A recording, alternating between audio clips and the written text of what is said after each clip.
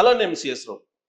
ఉండవల్లి అరుణ్ కుమార్ గారు మాజీ ఎంపీ, అంతకంటే వైఎస్ ఫ్యామిలీకి అభిమాని, వైఎస్ రాజశేఖర రెడ్డి గారికి వీరాభిమాని.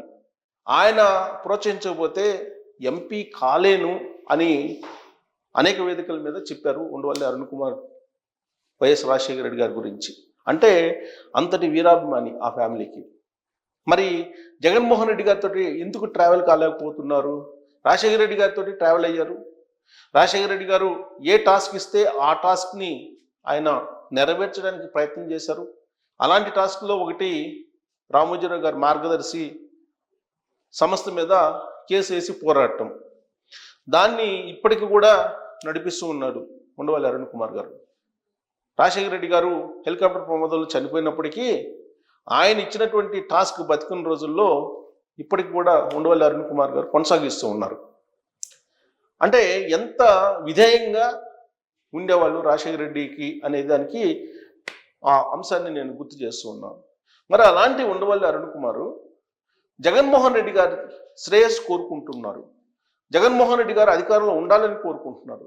2019 నుంచి 2024 వరకు జగన్మోహన్ రెడ్డి గారు అధికారంలో ఉన్నప్పుడు ప్రతి సంఘటన వెనుక కూడా ఉండవల్లి అరుణ్ కుమార్ గారు ప్రోత్సహిస్తూ ఉండేవాళ్ళు. సోషల్ మీడియాలో కానీ మీడియాలో కానీ ప్రభుత్వానికి ఇబ్బంది కలుగుతుంది అనుకున్నటువంటి ప్రతి సందర్భంలో కూడా మీడియా ముందు ప్రత్యక్షమయ్యేవాళ్ళు ఉండవల్లి అరుణ్ కుమార్ గారు అనేది తెలుగుదేశం పార్టీ వాళ్ళు అనేక సందర్భాల్లో చెప్పారు. అదే చంద్రబాబు నాయుడు గారు అధికారంలో ఉన్నప్పుడు 2014 నుంచి 2019 మధ్య కాలంలో విడిపోయిన ఆంధ్రప్రదేశ్కి ఉండవల్లి అరుణ్ కుమార్ గారు తరచూ ప్రెస్ మీట్ పెట్టి చంద్రబాబు నాయుడు గారి పరిపాలన మీద విమర్శలు కురిపించేవాళ్ళు. కానీ 2019 నుంచి 2024 మధ్యకాలంలో మాత్రం జగన్మోహన్ రెడ్డి గారిని ఏమాత్రం విమర్శించకపోగా ఆయన తీసుకున్నటువంటి నిర్ణయాలు ప్రజల్లోకి వ్యతిరేకంగా వెళ్తున్నటువంటి ప్రతి సందర్భంలో కూడా తానున్నాను అంటూ మీడియా ముందుకు వచ్చేవాళ్ళు ఉండవల్లి అరుణ్ కుమార్ గారు. అలాంటి ఉండవల్లి అరుణ్ కుమార్ గారు ఇప్పుడు సరికొత్త భాష చెప్తూ ఉన్నారు. ఏంటి అనంటే 2029 ఎన్నికల్లో కూడా కూటమి ప్రభుత్వమే అధికారంలోకి వస్తుంది అనేటువంటి అభిప్రాయాన్ని వ్యక్తం చేశారు ఇటీవల కాలంలో ఒక ప్రైవేట్ ఛానల్కి ఇచ్చినటువంటి ఇంటర్వ్యూలో. అదే ఇప్పుడు వైరల్ అవుతుంది సోషల్ మీడియాలో. మరి ఉండవల్లి అరుణ్ కుమార్ గారు మళ్ళీ కూటమి అధికారంలోకి వస్తుంది 2029లో కూడా అని చెప్పేసి అన్నారు అని అంటే వైఎస్ఆర్ కాంగ్రెస్ పార్టీ బలహీనంగా ఉందనా, లేదంటే కూటమి ప్రభుత్వం బలంగా ఉందనా? దీని మీద మనం విశ్లేషణ చేసుకునే ప్రయత్నం చేస్తే ఆయన చెప్పినటువంటి లాజిక్ ఏంటంటే ప్రస్తుతం ఉన్నటువంటి కూటమి ప్రభుత్వం అభివృద్ధి దిశగా వెళ్తుంది, అభివృద్ధికి బాటలు వేస్తుంది. దాంట్లో భాగంగానే అమరావతి నిర్మాణాన్ని చేపట్టింది, పోలవరం పూర్తి చేయబోతుంది, విశాఖ రైల్వే జోన్ని సాధించింది, కేంద్ర ప్రభుత్వంతో లైజనింగ్ చేస్తూ ఫండ్స్ని తీసుకొస్తూ ఉంది, ఇండస్ట్రీస్ని డెవలప్ చేస్తుంది, ఉపాధి అవకాశాలని కల్పిస్తుంది. ఈ 10 నెలల్లో దాదాపు 8 లక్షల కోట్లకు పైగా పెట్టుబడులను రాబట్టగలిగింది. ఇవన్నీ గుర్తు చేస్తూ మళ్ళీ కూటమి 2029లో రావడానికి మొదటి సంవత్సరంలో మొదటి 10 నెలల్లోనే చంద్రబాబు నాయుడు గారు పునాదులు వేశారు అనేటువంటి అభిప్రాయంతో ఆయన ఉన్నారు. అదే అభిప్రాయాన్ని సూచాయిగా పరోక్షంగా ప్రైవేట్ ఛానల్కి ఇచ్చినటువంటి ఇంటర్వ్యూలో ఆయన వ్యక్తపరిచారు. దీంతో అది వైరల్ కావడంతో పాటు జగన్మోహన్ రెడ్డి గారి ఫ్యామిలీకి శ్రేయోభిలాషిగా వైఎస్కి విధేయుడిగా ఉన్నటువంటి ఉండవల్లి అరుణ్ కుమార్ గారు ఇలాంటి అభిప్రాయాన్ని వ్యక్తం చేశారేంటి అనేటువంటి ఒక చర్చ ఇప్పుడు పొలిటికల్ సర్కిల్స్లో విస్తృతంగా జరుగుతోంది. దానికి మరో కారణం కూడా లేకపోలేదు. వైఎస్ఆర్ కాంగ్రెస్ పార్టీ ఓడిపోయిన తర్వాత, అధికారంలోకి కోల్పోయిన తర్వాత జగన్మోహన్ రెడ్డి గారు వేస్తున్నటువంటి స్టెప్స్ కూడా ఆయనకి నచ్చకపోయి ఉండొచ్చు. కారణం ఏంటంటే ప్రతిపక్ష హోదా ఉంటేనే నేను అసెంబ్లీలోకి అడుగు పెడతానని ఒక భీష్మ ప్రతిజ్ఞ చేశారు జగన్మోహన్ రెడ్డి గారు. ఆ మేరకు ఆయన అసెంబ్లీకి దూరంగా ఉంటూ ఉన్నారు. అది ఒక సీనియర్ పొలిటీషియన్గా ఉండవల్లి అరుణ్ కుమార్ గారికి నచ్చకపోయి ఉండొచ్చు.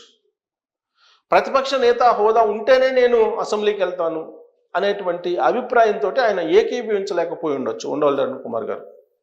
ఎందుకంటే అసెంబ్లీ అనేది ప్రజా సమస్యల పరిష్కారానికి ఉన్నటువంటి ఒక దేవాలయం. దాంట్లో విలువైనటువంటి చర్చలు జరుగుతూ ఉంటాయి. ఎమ్మెల్యేనా, మినిస్టరా, సీఎమ్మా, డిప్యూటీ సీఎమ్మా అనేది కాదు.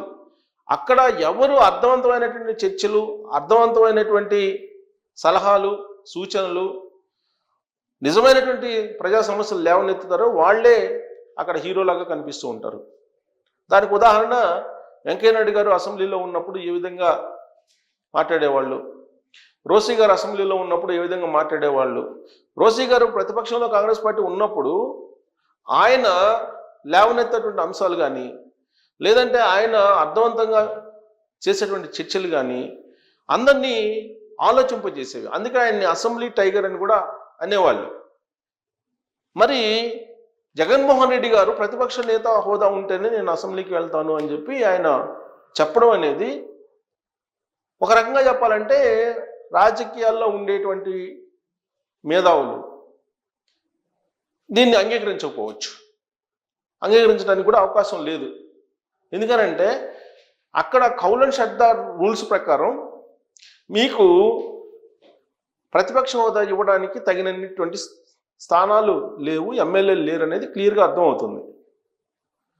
మరి లేనటువంటి అర్హతని క్రియేట్ చేసి రాజ్యాంగాన్ని ధిక్కరించి ఆయనకి ప్రతిపక్ష హోదా ఎలా ఇస్తారు? ఏ స్పీకర్ అయినా, ఏ ప్రభుత్వం అయినా ఇచ్చేటువంటి అవకాశమే లేదు. దాని మీద పైగా కోర్టుకు వెళ్ళారు. ఈయన కోర్టుకు వెళ్ళి కోర్టులో పోరాడి కోర్టు నుంచి తెచ్చుకోవాలి ఆ హోదాని అని చెప్పి ప్రయత్నం చేస్తున్నారు. బహుశా అది కూడా నచ్చకపోవచ్చు ఉండవల్లి అరుణ్ కుమార్ గారికి. ఎందుకంటే లెజిస్లేషన్ వేరు, అలాగే న్యాయ వ్యవస్థ వేరు, జ్యుడిషియరీ వేరు. ఈ రెండింటి మధ్య ఎవరికి ఏ అధికారాలు ఉంటాయనేది ఉండవల్లి అరుణ్ కుమార్ గారికి బాగా తెలుసు. మరి ఎందుకు జగన్మోహన్ రెడ్డి గారు అలా వెళ్ళారు? అది కూడా రాంగ్ అయి ఉండొచ్చు కదా, రాంగ్ మెసేజ్ వెళ్తుంది కదా ప్రజల్లోకి అనే భావన ఆయనకు ఉండొచ్చు. దీంతోపాటు లేనటువంటి విషయాల్ని ఉన్నట్టు క్రియేట్ చేసి ప్రజల మధ్యకి తీసుకెళ్లే ప్రయత్నం జగన్మోహన్ రెడ్డి గారు చేస్తూ ఉన్నారు. ఆయన అధికారంలో ఉన్నప్పుడు బటన్ నొక్కి మంచి చేశాను, ఆ మంచి ఇంకా బతికే ఉంది, దాన్ని మీరు ప్రజల మధ్యకి వెళ్ళి చెప్పండి అని చెప్పి ఆయన చెప్తూ తానేది తప్పు చేయలేదు, కానీ నేను పులావ్ పెడుతుంటే బిర్యానీ పెడతానని చెప్పి చంద్రబాబు నాయుడు గారు వచ్చారు, అందుకు ప్రజలు మోసపోయి కూటమికి అధికారాన్ని కేటాయించారు అనేటువంటి భావంతో ఉన్నారు జగన్మోహన్ రెడ్డి గారు. అది కూడా ఉండవల్లి గారికి నచ్చకపోయి ఉండొచ్చు.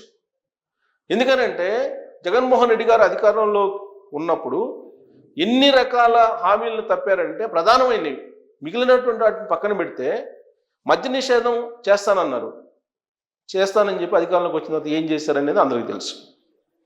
ప్రత్యేక హోదా మెడల్ వంచి తీసుకొస్తాను అని చెప్పి అన్నారు, దేవుడి దయ అన్నారు గెలిచిన తర్వాత.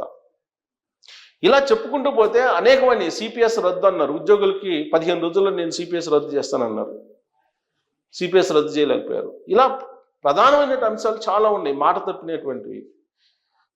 చెప్పకుండా చేసినటువంటి ప్రజా వ్యతిరేక విధానాలు ఏంటంటే ల్యాండ్ టైటిలింగ్ యాక్ట్. సరే, ల్యాండ్ టైటిలింగ్ యాక్ట్లో తప్పు ఒప్పు ఉంటే ఉండొచ్చు, కానీ ఆ ల్యాండ్ టైటిలింగ్ యాక్ట్ తీసుకొచ్చి దాంట్లో పాస్ పుస్తకాలు ఇష్యూ చేసే దాంట్లో జగన్మోహన్ రెడ్డి గారు బొమ్మ వేసుకోవటం, ఇవన్నీ గత ప్రభుత్వం చేసిన ప్రజా వ్యతిరేకమైనటువంటి అంశాలు. వీటిని నేను సరిచేసుకుంటాను అని చెప్పి చెప్పకుండా జగన్మోహన్ రెడ్డి గారు ప్రజలు అర్థం చేసుకోలేక చంద్రబాబు నాయుడు గారు ఓటేశారు అనే భావంతో ఉన్నారు. బహుశా అక్కడ ఉండవల్లి అరుణ్ కుమార్ గారికి జగన్మోహన్ రెడ్డి గారి ఆలోచన తీరు నచ్చకపోయి ఉండొచ్చు. అందుకే రాబోయేటువంటి రోజుల్లో జగన్మోహన్ రెడ్డి గారు మళ్ళీ అధికారంలోకి రావడానికి అవకాశం లేదని చెప్పి డిసైడ్ అయ్యి ఉండొచ్చు. అందుకే కూటమి మరోసారి అధికారంలోకి వస్తుందని చెప్పి ఉండవల్లి అరుణ్ కుమార్ గారు అంచనా వేస్తూ ఉండవచ్చు, ఎంత ప్రేమ అభిమానం విధేయత ఉన్నప్పటికీ వైఎస్ ఫ్యామిలీ మీద. మరి ఆయన చేసినటువంటి ఎక్స్పెక్టేషన్ అనేది కరెక్టేనా? ఆయన ఉద్దేశపూర్వకంగా లేదా వ్యూహాత్మకంగా కూటమి ప్రభుత్వాన్ని వెనకేసుకొస్తున్నారా?